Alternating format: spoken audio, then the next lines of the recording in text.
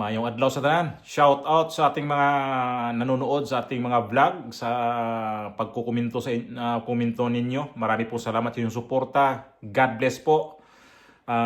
Diyan sa diha sa Pilipinas, sa Luzon, Visayas at Mindanao, labi na diha sa Bohol. Shout out po diha sa mga pareha nga bulanon ba. Salamat ninyo tanan diha. So, ito yung bigyan natin ng reaction. Ni Juan pa na may ano pa dito may nagbablog niya. Bigyan natin ng reaction, opinion. Manggaya muna tayo sa mga ganyan mag-intro.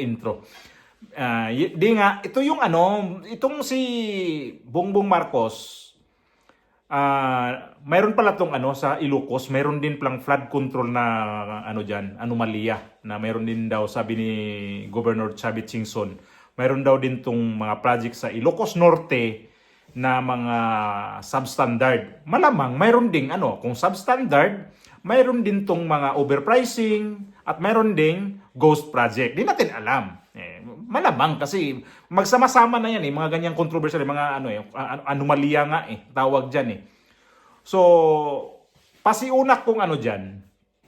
Bakit nga naman di pa inimbestigahan yung Ilocos Norte na nandiyan nakatira ang presidente, ang gobernador diyan, Marcos, ang majority leader, Marcos, at ang may senador na Marcos. Ilocos Norte, walang nangahas diyan na mag-imbestiga. Na samantala si Bongbong Marcos mismo ang naggawa ng kanyang sumbungan sa Pangulo. Pero ang Ilocos Norte pala, mayroon din palang ang daming mga anomalya na may mga project daw sabi ni ex-governor Chavit Singson na mga anomalya at saka mga diskaya ang kontraktor. Ito video muna para baka sabihin niyo gumagawa na naman ako ng kwento. Ay nako, baka sabihin niyo naman fake news. Been very vocal about flood control anomalies. And sa ngayon na napag-uusapan pa lang ay Bulacan, some parts in Oriental Mindoro, and other parts in Eastern Samar. But why do you think hindi pa po napag-uusapan yung bandang Ilocos? Yun nga ang question ko dyan I have a record. All the records of the Diskaya, they have, the Diskayas have 421 projects all over the country. 421, Ito yeah, ang that's right. kanon ni BBM. Now, out of this, mga controversy na flood control, 18 billion, yung top 10 among this flood control project. Number 1, Mindoro Occidental. Number 2, Bulacan. Yeah. Number 3, Ilocos Norte. Yes. Number 3 yun, ha? Ilocos Norte. Ilan po ba sa Ilocos Norte yung pinag-uusapan natin na nakuha na ng project ng mga Diskaya under their construction firm?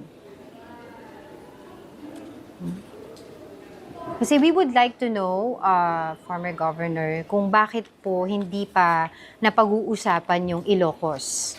Doon Of nga ako course. nagtataka. Dahil flood control sila ng flood control, bakit binubugbog lang Bulacan and unahin sana ang Region 1, Ilocos Norte, Ilocos Sur, La Union, Abra, and kami muna. Dahil yun ang region ni Presidente. To be transparent. Inuhuli, taka nung huli, kasi kagaling ko lang sa Rome, nanonood ako sa TV. Nung binabasa yung mga provinces, binampasan ng Ilocos Norte. So, hindi tama yun Sa tingin niyo po ba that's parang intentional na hindi muna pag-usapan ng Ilocos because that's the of course turf ng pangulo natin at the moment. To me, I'm sure it's intentional dahil they're supposed to be transparent. Leadership is transparency, accountability. Dapat ipakita ang presidente. Una, kanya. Wala. So you think it's intentional? Bakit po? Sa tingin niyo po ba may tinatago doon ng Pangulo? Palagay ko, dahil hindi pinupuntahan Huwag na kayong lumayo ako, punta kayo sa Ilocos Norte. Marami nga kasing nagsusumbong doon ng mga project na ganoon din. Substandard. May mga picture pa ako pinadala. So, Bakit hindi pa naririnig yung Ilocos Norte? Dapat yun muna. Dahil siyang presidente. Ayan. Itong video na to na in-upload dito, na saan ko kinuha itong balita na to, ang daming galit kay Mayor Chavit Singson. Mayor ng Navacan yan eh. At nagiging gobernador din yan. Grabing galit na galit. Sabi nila matanda na daw, malapit na daw mawala sa mundo. Ang daming nagsasabi niyan, may nagsasabi niyan. Ang daming walang magawang matanda na yan. Ba't kayo galit pag napuna yung ni Bongbong Marcos? Ba't kayo magalit? Itanong ko lang na gusto ninyo ng di ba, transparent. Yan sabi nga ni Governor Chavit Singson, gusto ng transparent. Bakit yung Ilocos nilalaktawan? Bakit nauna siya dito sa Bulacan, Mindoro, pangatlo daw ang Ilocos. Pero ang Ilocos, hindi nga pinuntahan pa ni ni DPWH Secretary ni Vince Dizon. Shout out Sir Vince Dizon, DPWH Secretary. Ano nangyari? Sir, ba't hindi nyo pinuntahan itong Ilocos Norte? Nasang katerba din ang mga flood control dyan na mga may anomalya, may mga substandard. According dito sa ex-governor Chavit Singson. Ano kayo? May makapili?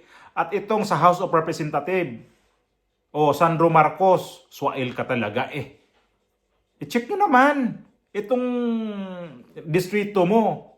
First district ka ng Ilocos Norte, malamang mayroon ka talagang tinatago dyan. Bakit daw tinatago itong Ilocos Norte? Sa sa gobernador, dyan sa Ilocos Norte. Isa ka ring Marcos, yung vice governor, si Marcos Manotok, anak ni Amy, Senator Amy Marcos. Ano nangyari? Grabe kang makipag sa mga media din, para kasi Ping Lacson. Wala ka man lang ding pinasingaw dito sa Ilocos na lugar ninyo to, probinsya ninyo ito.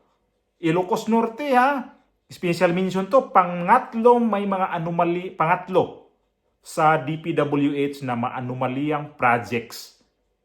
Kasi dami daw projects dyan na hindi inibisigahan hanggang ngayon. Tapos, kaya siguro, ito si Ping Lacson, nagbitaw na lang sa kanyang pwesto. Kasi pag umabot to dito, abot talaga to sa Pangulo.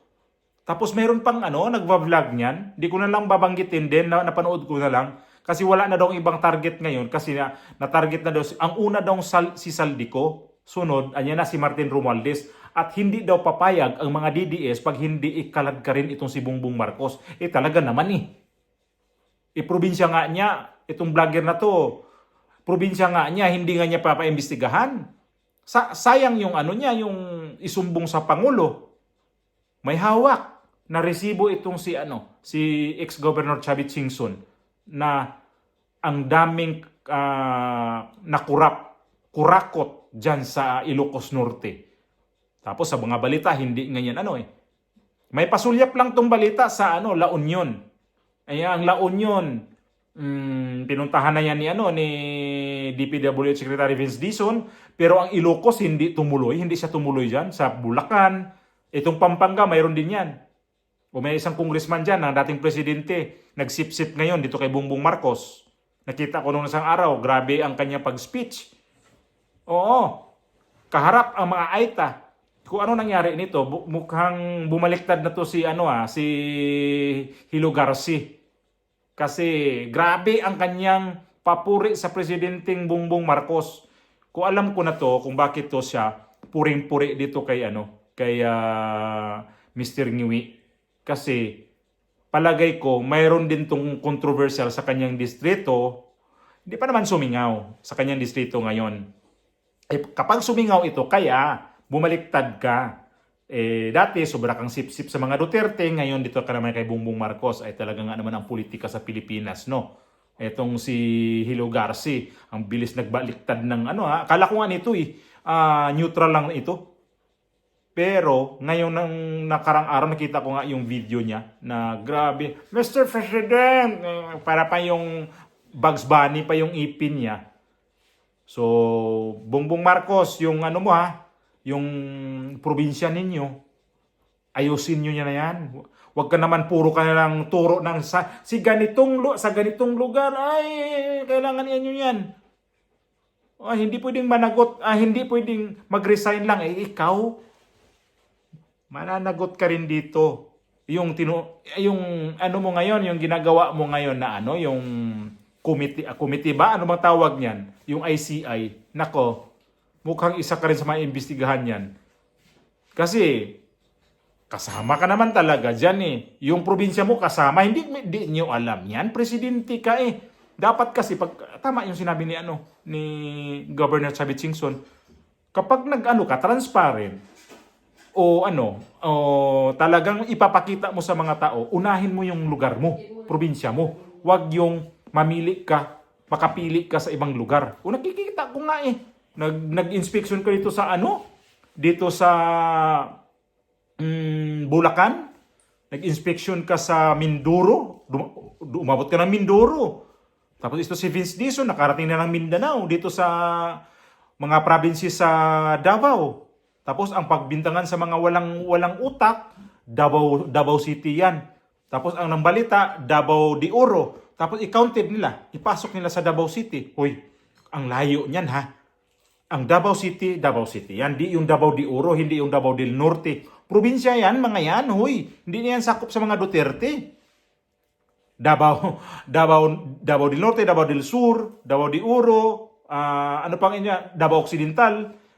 Iba na ho yan, hindi na yan sakop sa mga Duterte. Kaya lang, mga probinsya na yan, supporter yan sa mga Duterte. Pero sakop nila ang Davao City lang, hindi yung mga probinsya. Syudad lang ho. Para sa inyong kaalaman. Kaya lang, gusto nyo makaganti sa mga Duterte. Lahat kasing nangyari nga katiwalian ngayon sa mga Duterte. O yung tulay na bumagsak sa may anong probinsya yon. Ayan na nga, kanina nakita ko.